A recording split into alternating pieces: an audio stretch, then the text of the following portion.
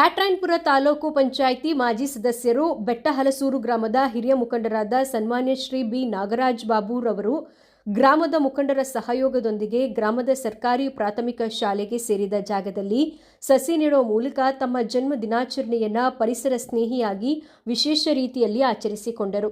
55ನೇ ಜನ್ಮ ದಿನಾಚರಣೆ ಅಂಗವಾಗಿ ಪ್ರಾಥಮಿಕ ಶಾಲೆಗೆ ಸೇರಿದ ಜಾಗದಲ್ಲಿ 55 ಸಸಿಗಳನ್ನು ನೆಡುವುದು, ಬೆಟ್ಟಹಲಸೂರು ಗ್ರಾಮದ ಮಲ್ಲೇಶ್ವರ ಸ್ವಾಮಿ ದೇವಾಲಯದಲ್ಲಿ ವಿಶೇಷ ಪೂಜೆ, ಗ್ರಾಮಸ್ಥರಿಗೆ ಉಪಹಾರ ವ್ಯವಸ್ಥೆ, ರಾಕುಂ ಶಾಲೆಯ ಸುಮಾರು 1,500 ಅಂಧ ಮಕ್ಕಳಿಗೆ ಭೋಜನ ವ್ಯವಸ್ಥೆ ಸೇರಿದಂತೆ ವಿವಿಧ ಸೇವಾ ಕಾರ್ಯಗಳಿಂದಾಗಿ ಸನ್ಮಾನ್ಯ ಶ್ರೀ ಬಿ ನಾಗರಾಜ್ ಬಾಬುರವರ ಜನ್ಮ ದಿನಾಚರಣೆ ಕಾರ್ಯಕ್ರಮ ಹಲವು ವಿಶೇಷತೆಗಳಿಗೆ ಸಾಕ್ಷಿಯಾಯಿತು.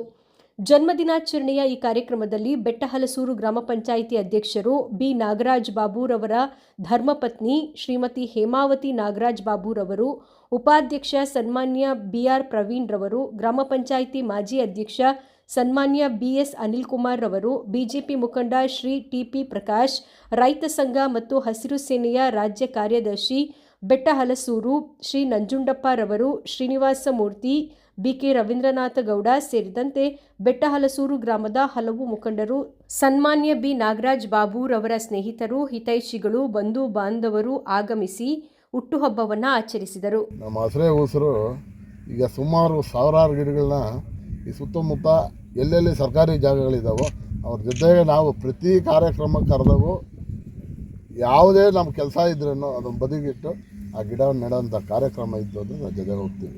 ಈಗ ನೋಡಿ, ನಮ್ಮ ಸರ್ಕಾರಿ ಒಂದು ನಮ್ಮೂರ ಸರ್ಕಾರಿ ಶಾಲಾ ಗ್ರೌಂಡ್ ಇದೆ ಅಲ್ಲಿ ಬೆಟ್ಟಸಂದ್ರಲ್ಲಿ. ಆ ಜಾಗದಲ್ಲಿ ಸುಮಾರು ಒಂದು 80ರಿಂದ 100 ಸಸಿ ಅದನ್ನು ಸತತವಾಗಿ 3 ತಿಂಗಳ ಹಿಂದೆಯಿಂದ ನಮ್ಮ ಜ್ಞಾನಜ್ಯೋತಿ ಕಾಲೇಜಿನ ಮಕ್ಕಳು ಬಂದರು, ಅವ್ರ ಜೊತೆ ಸೇರಿ ಒಂದು 80ರಿಂದ 100 ಸಸಿಗಳು ನೆಟ್ಟಿದ್ವಿ. ಆಲ್ರೆಡಿ 6 ತಿಂಗಳಾಯಿತು.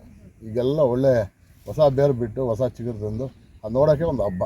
ಈಗ ನಾನು ಹೇಳಕ್ಕೆ ಬಯಸೋದೇನೆಂದರೆ, ಈಗ ನಮ್ಮ ಗ್ರಾಮಸ್ಥರು ಎಲ್ಲ ಪ್ರತಿಯೊಬ್ಬರು ಹೆಸರು ಹೇಳಕ್ಕೆ ಬರೋಲ್ಲ, ಈ ದಿನ ನಮ್ಮ ಹುಟ್ಟುಹಬ್ಬ ಆಚರಣೆ ಮಾಡಿದ್ದಾರೆ. ಜೊತೆಗೆ ಈಗ ನನಗೆ 55 ವರ್ಷ ಆಗಿದೆ.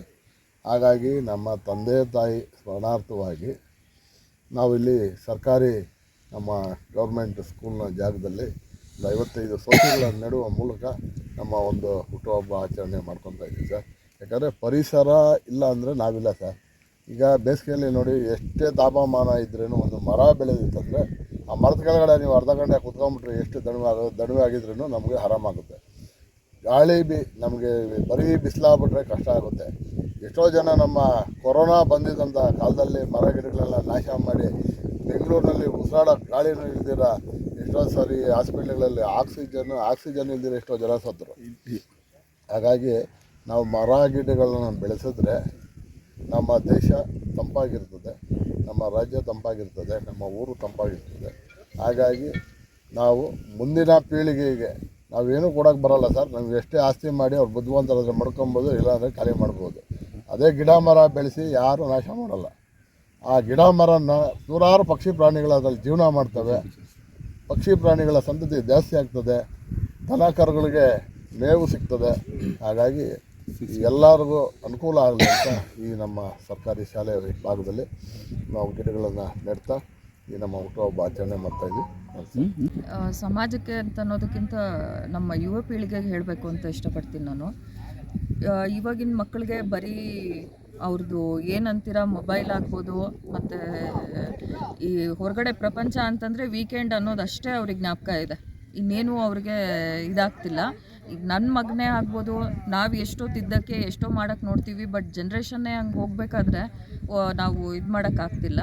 ನಾನು ಅವ್ರಿಗೆ ಹೇಳೋದೇನು ಇಷ್ಟಪಡೋದು ಅಂತಂದರೆ, ನಾವು ಉಸಿರಾಡಬೇಕು, ಒಂದು ಗಾಳಿ ನೆರಳಲ್ಲಿ ಇರಬೇಕು ಅಂತಂದಾಗ ಗಿಡ ಮರ ನೆಡಬೇಕು ಅನ್ನೋದು ಒಂದು ಕಾರ್ಯಕ್ರಮ ಇಟ್ಕೋಬೇಕು ಮಕ್ಕಳು. ನಾವು ನಮ್ಮ ಮನೆಯಲ್ಲೇ ಆಗಲಿ ನಮ್ಮ ಮಕ್ಕಳಿಗೆ ಅದು ಗಿಡ ಬೆಳೆಸೋದು ಹೇಗೆ, ಏನು ಮಾಡಬೇಕು, ಸಣ್ಣ ಪುಟ್ಟದ್ದೇ ಆಗಲಿ ಮನೆಯಲ್ಲೇ ತಾಯಂದರು ಇದನ್ನು ಒಂದು ಹೇಳ್ಕೊಡೋಕ್ಕೆ ಶುರು ಮಾಡಿದ್ರೆ ಮಕ್ಕಳಿಗೆ. ಮತ್ತು ಸ್ಕೂಲಲ್ಲೂ ಅಷ್ಟೇ, ಸ್ಕೂಲಲ್ಲಿ ಪ್ಲೇಗ್ರೌಂಡ್ ಅನ್ನೋದೇ ಇಲ್ಲ, ಇನ್ನು ಗಿಡನ ಎಲ್ಲಿಂದ ನೆಡಕ್ಕೆ ಬರುತ್ತೆ ಅನ್ನೋದು ನಮಗೆ ಬೇಜಾರಾಗ್ತಾ ಇರೋಂಥ ಇದು ಸುದ್ದಿ. ಅಟ್ಲೀಸ್ಟು ಸಣ್ಣ ಗಿಡಗಳಾದರೂ ನೆಟ್ಟು ಮಾಡಿ ಪರಿಸರನ ಉಳಿಸ್ಬೇಕು ಅನ್ನೋದು ನನ್ನ ಒಂದೇ ರಿಕ್ವೆಸ್ಟ್ ಅಷ್ಟೇ. ಯಾಕಂದರೆ ನೇಚರ್ ನಮಗೆ ಸಾಕಷ್ಟು ಕೊಟ್ಟಿದೆ, ಅದರಿಂದನೇ ನಾವು ಇರಬೇಕಾದ್ರೆ ನಾವು ಅದನ್ನೇ ಹಾಳು ಮಾಡ್ತಾ ಬಂದರೆ ನಮ್ಮ ಮಾನವ ಜನಾಂಗನೇ ಇರೋದೇ ಕಷ್ಟ ಅನ್ನೋದು ನನ್ನ ಅನಿಸಿಕೆ. ದಯವಿಟ್ಟು ಎಲ್ಲರೂ ಗಿಡ ಮರಗಳನ್ನ ನೆಟ್ಟು ಹಸಿರನ್ನು ಉಳಿಸ್ಬೇಕು ಅಂತ ಕೇಳ್ಕೊತೀನಿ. Thank you. ಬಸವರಾಜಪ್ಪನವ್ರ ಬಾಬು ಅವ್ರದ್ದು ಹುಟ್ಟುಹಬ್ಬ ಹೆಂಗೆ ಆಚರಿಸ್ತಾ ಇದ್ದೀವಿ ಅಂದರೆ ಹಣ್ಣಿನ ಗಿಡಗಳು ಅಂದರೆ ಹಲಸಿನ ಗಿಡ, ಇಪ್ಪೆ ಗಿಡ, ಬೇವಿನ ಗಿಡ, ಆಮೇಲೆ ಇನ್ನೊಂದು ಇದು ಯಾವುದೋ ನೇರಳೆ ಗಿಡ ಇವನ್ನ ನೆಟ್ಬಿಟ್ಟು, ಯಾಕಂದರೆ ಪ್ರಾಣಿ ಪಕ್ಷಿಗಳಿಗೂ ಆಹಾರ ಆಗಬೇಕು ಅಂದ್ಬಿಟ್ಟು ಆ ಸಸಿಗಳನ್ನೇ ನಾವು ಹೆಚ್ಚು ಕಡಿಮೆ ಅರ್ಧ ಆ ಸಸಿಗಳನ್ನ ತರಿಸಿದ್ದೀವಿ, ಅರ್ಧ ಬೇರೆ ಸಸಿಗಳನ್ನ ತರಿಸಿದ್ದೀವಿ. ಯಾಕಂದರೆ ಹಣ್ಣಿನ ಸಸಿ ಇದ್ದರೆ ಪ್ರಾಣಿ ಪಕ್ಷಿಗಳಿಗೂ ಒಳ್ಳೆ ಆಹಾರ ಆಗ್ತದೆ ಅಂದ್ಬಿಟ್ಟು ಇಲ್ಲಿ ಹಣ್ಣಿನ ಸಸಿಗಳನ್ನು ಉಣ್ತಾ ಇದ್ದೀವಿ. ತಮ್ಮ ಹೆಸರು ಬಿ ಜಿ ನಂಜುಂಡಪ್ಪ ಅಂತ, ರಾಜ್ಯ ರೈತ ಸಂಘ ಕಾರ್ಯದರ್ಶಿ, ಬೆಟಾಲ್ ಸರ್. ಅದನ್ನಾಗಿ ಇಂದಿನ ಹುಟ್ಟುಹಬ್ಬ ಆಚರಿಸ್ಕೊಂತಿರೋ ಬಿ ನಾಗರಾಜ್ ಬಾಬಣ್ಣವ್ರಿಗೆ 55ನೇ ಹುಟ್ಟುಹಬ್ಬದ ಶುಭಾಶಯಗಳು.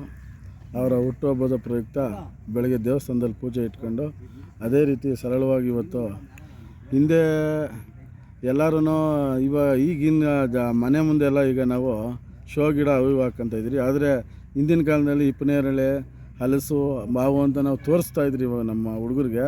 ಅದು ಈ ರೀತಿ ಇಲ್ಲಿ ನೆಟ್ಟು ಮುಂದಿನ ಪೀಳಿಗೆಗೆ ತೋರಿಸ್ಬೇಕು ಅಂದ್ಬಿಟ್ಟು ಈ ನಿಟ್ಟಿನಲ್ಲಿ ಇವತ್ತು 55ನೇ ವರ್ಷಕ್ಕೆ 55ಗಳನ್ನ ಗಿಟ್ಟು ಎಲ್ಲರೂ ಸಹ ಇವತ್ತು ಬಂದು ನಮ್ಮೂರಿನಲ್ಲಿ ಎಲ್ಲರೂ ವ್ಯಕ್ತಿಗಳೆಲ್ಲ ಬಂದು ಇವತ್ತು ಹುಟ್ಟುಹಬ್ಬನ ಆಚರಿಸ್ತಾ ಇದ್ದಾರೆ. ಹೀಗೆ ಅವರು 50ನೇ ಹುಟ್ಟುಹಬ್ಬವನ್ನು ಇದೇ ರೀತಿ ವಸಂತವನ್ನು ಆಚರಿಸ್ಕೊಳ್ಳಿ ಅಂತ ಈ ಸಂದರ್ಭದಲ್ಲಿ ಶುಭ ಕೋರುತ್ತಾ ಅವರಿಗೆ ಹುಟ್ಟುಹಬ್ಬದ ಮತ್ತೊಮ್ಮೆ ಶುಭಾಶಯಗಳನ್ನು ಕೋರ್ತಾ ಇದ್ದೀನಿ.